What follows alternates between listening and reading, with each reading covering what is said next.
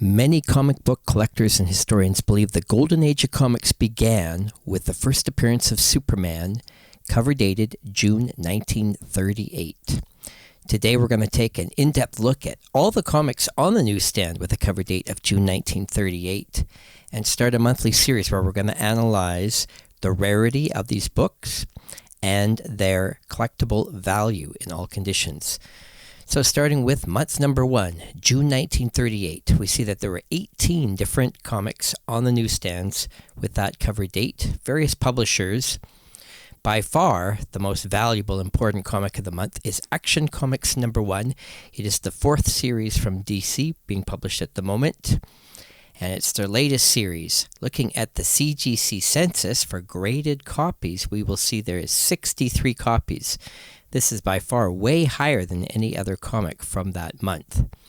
Now, we can learn two possible theories from this. Either it is by far the most common book, or the high price tag has driven more copies out to be graded because there's more profit to be made. That is the case with this book.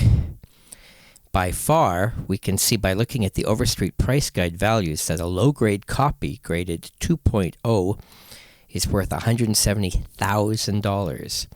This is way higher than any other comic book from the same month.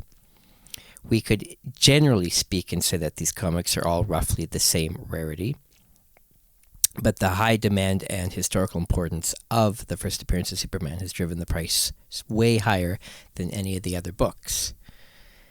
So let's go through the list here and just analyze this a little bit closer. First of all, let's look for the newer titles. We will see that 5 titles debuted in 1938 that were being published this particular month out of the 18 titles. That means 13 of the titles had been published at least since the year before, if not longer.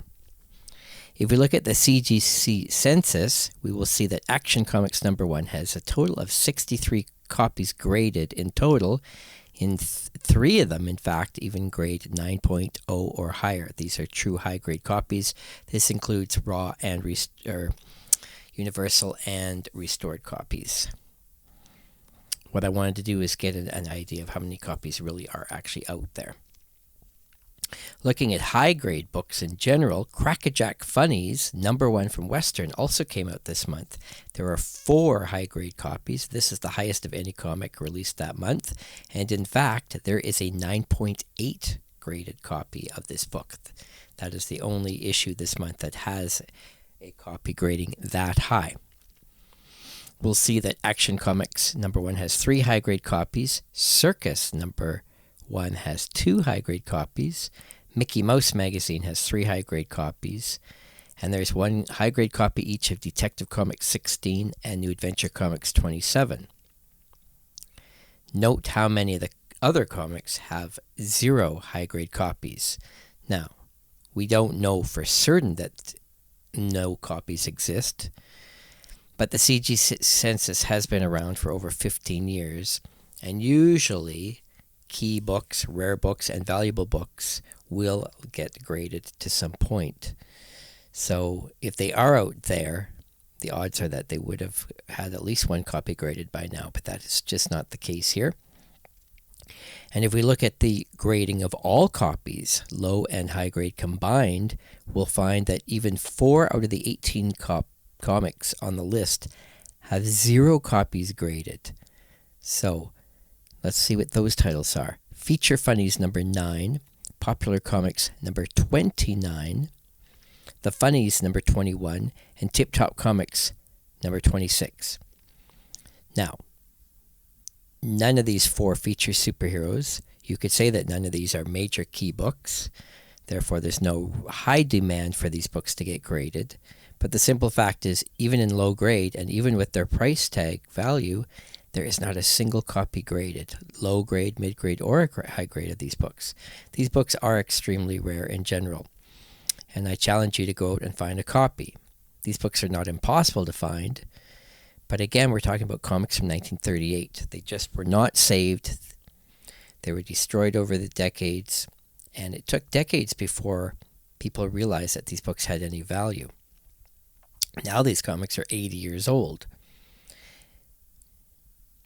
What else do we learn from studying this chart? Well, yes, Action Comics #1 is by far the most valuable comic on the list in all grades. Is there anything else that does grade high? Well, the other DC titles, Detective Comics 16 and New Adventure Comics 27, both have a high price tag of $1,200 in low grade and a hefty $12,000 in near mint. These are both DC books, and they both feature an ad for Action Comics #1. What's interesting is DC had a fourth title out that month, More Fun Comics #32. It also features an ad for Action Comics #1, and yet for some reason the price tag of this book has not caught up.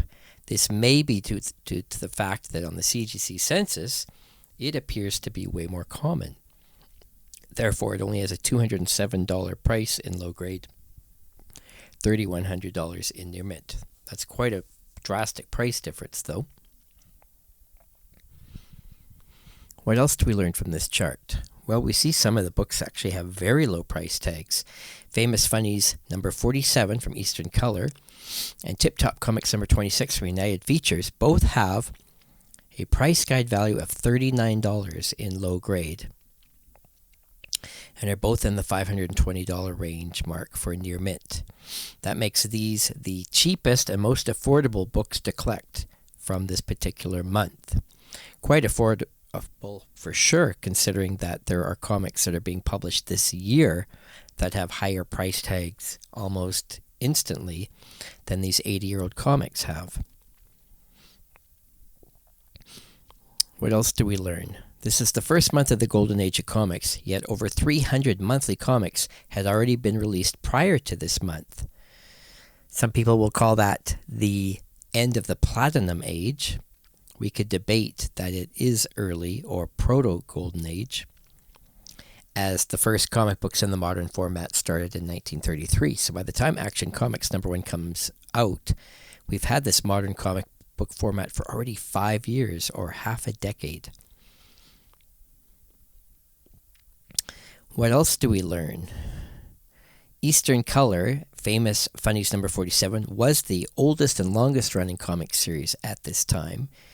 This may be one of the reasons why it has the lowest price tag value of any books, because collectors do usually seek out #1 issues, or earlier issues usually do have higher values in general.